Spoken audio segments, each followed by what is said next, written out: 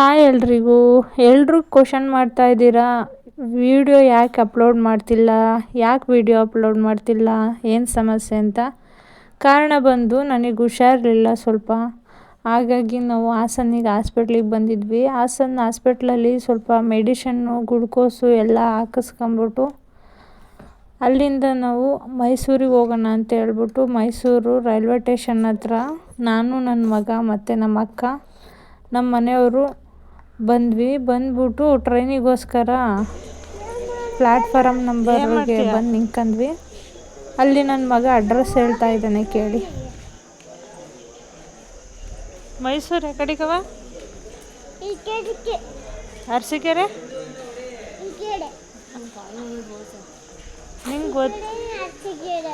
ನಿನಗೆ ಗೊತ್ತಾ ಎಕಡಿಗೆ ಹೋಗೋದು ಅಂತವ? ಹಾಂ ಹಾಂ ಹಾಂ.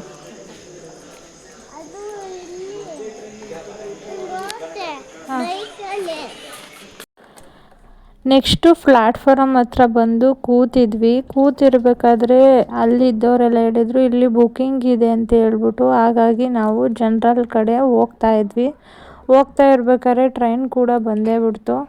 ನೆಕ್ಸ್ಟು ಸ್ವಲ್ಪ ಹಂಗೆ ಮುಂದೆ ನಡ್ಕೊಂಡು ಹೋಗ್ಬಿಟ್ಟು ಟ್ರೈನಿಗೆ ಹತ್ತಿದ್ವಿ.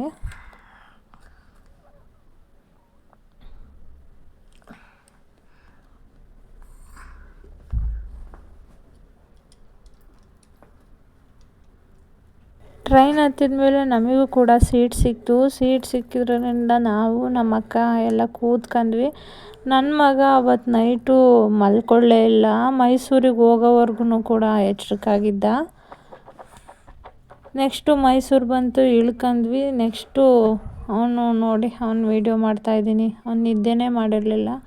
ನಮಗೂ ಅಷ್ಟೇ ಅವತ್ತು ನೈಟ್ ಫುಲ್ ನಿದ್ದೆ ಇರಲಿಲ್ಲ. ನೈಟೆಲ್ಲ ಫುಲ್ಲು ನಮಗೆ ಎಕ್ಸ್ರೇ, ಸ್ಕ್ಯಾನಿಂಗು, ECG ಅಂತ ಹೇಳ್ಬಿಟ್ಟು ತುಂಬ ಚೆಕಪಿಗೆ ಕೊಟ್ಟಿದ್ರು. ಹಾಗಾಗಿ ನಾವು ಅವತ್ತು ನೈಟ್ ನಿದ್ದೆ ಮಾಡೋಕ್ಕಾಗಲಿಲ್ಲ. ಹಾಸ್ಪಿಟ್ಲಲ್ಲಿ ಮಲಗಿರೋ ಜನಗಳು ನೋಡಿದರೆ ತುಂಬ ಬೇಜಾರಾಗ್ತಾಯಿತ್ತು. ನೆಕ್ಸ್ಟು ಹಾಸ್ಪಿಟ್ಲು ಬಗ್ಗೆ ಹೇಳಬೇಕು ಅಂತಂದರೆ, ಹಾಸ್ಪಿಟ್ಲು ನೋಡಿ ಮಾತಾಡ್ಸಿದ್ರು ಕರೆದ್ರು ಯಾವ ಥರ ರೆಸ್ಪಾನ್ಸ್ ಮಾಡ್ತಾರೆ. ಅಣ್ಣ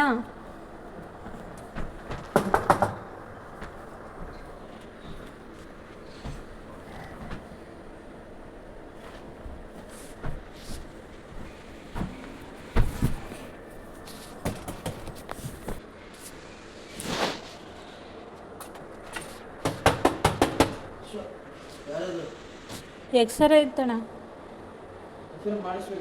ಹಾಂ, ತುಂಬ ಹೊತ್ತು ನಮ್ಮನ್ನು ಅಲ್ಲೇ ವೆಯ್ಟ್ ಮಾಡಿಸಾದ್ಮೇಲೆ ನೆಕ್ಸ್ಟು ರಿಪೋರ್ಟ್ ಎಲ್ಲ ಕೊಟ್ಟರು. ನಾವು ಒಂದು 4-5 ಥರ ಚೆಕಪ್ ಎಲ್ಲ ಮಾಡಿಸ್ಬಿಟ್ಟು ತೋರಿಸ್ಕೊಂಬಿಟ್ಟು ಬಂದ್ವಿ. ಬೆಳಗ್ಗೆ 7 ಗಂಟೆ ಆಗಿತ್ತು ನಾವು ಎಲ್ಲ ತೋರಿಸಿ ಎಲ್ಲ ಇದು ಮಾಡೋ ಹೊತ್ತಿಗೆ. ನೆಕ್ಸ್ಟು ನಾವು ನೈಟು 3 ಗಂಟೆಲಿ ಹಾಸ್ಪಿಟ್ಲಿಗೆ ಬಂದಿದ್ದು. ಬೆಳಗಿನ ಜಾವ 7:15 8 ಗಂಟೆಗೆ ಹಾಸ್ಪಿಟ್ಲು ಬಿಡ್ತಾಯಿದ್ದೀವಿ. ಇಷ್ಟವರೆಗೂ ನಾವು 1 ನಿಮಿಷನೂ ಕೂಡ ಮಲಗಿರಲಿಲ್ಲ. ಎಷ್ಟೊತ್ತಿಗೆ ಮೆಡಿಸನ್ ಕೊಡ್ತಾರೋ, ಎಷ್ಟೊತ್ತಿಗೆ ಹುಷಾರಾಗುತ್ತೋ ಅಂತ ವೆಯ್ಟ್ ಮಾಡ್ತಾಯಿದ್ವಿ. ನೆಕ್ಸ್ಟ್ ಅಲ್ಲಿಂದ ತೋರಿಸ್ಕೊಂಬಿಟ್ಟು ನಾವು ಬಸ್ ಹತ್ತೋಣ ಅಂತ ಹೇಳ್ಬಿಟ್ಟು ಅಲ್ಲೇ ಇರೋ ಸರ್ಕಲ್ ಹತ್ರ ಬಂದ್ಬಿಟ್ಟು ಹಾಸನಿಗೆ ಬಸ್ ಹತ್ತಿದ್ವಿ. ನೆಕ್ಸ್ಟು ಹಾಸನಿಗೆ ಬಂದ್ವಿ.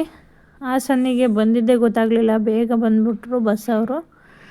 ನೆಕ್ಸ್ಟು ಹಾಸನಿಂದ ನಮ್ಮೂರ ಕಡೆ ಬಸ್ ಹತ್ತಿದ್ವಿ, ಅರಸೀಕೆರೆಗೆ ಬಸ್ ಹತ್ತಿ ಊರಿಗೆ ಬಂದು. ಇದಿಷ್ಟು ಇವತ್ತಿನ ಲಾಗ್ ಆಗಿತ್ತು. ಇಷ್ಟ ಆದರೆ ಲೈಕ್ ಮಾಡಿ, ಕಮೆಂಟ್ ಮಾಡಿ, ಸಪೋರ್ಟ್ ಮಾಡಿ.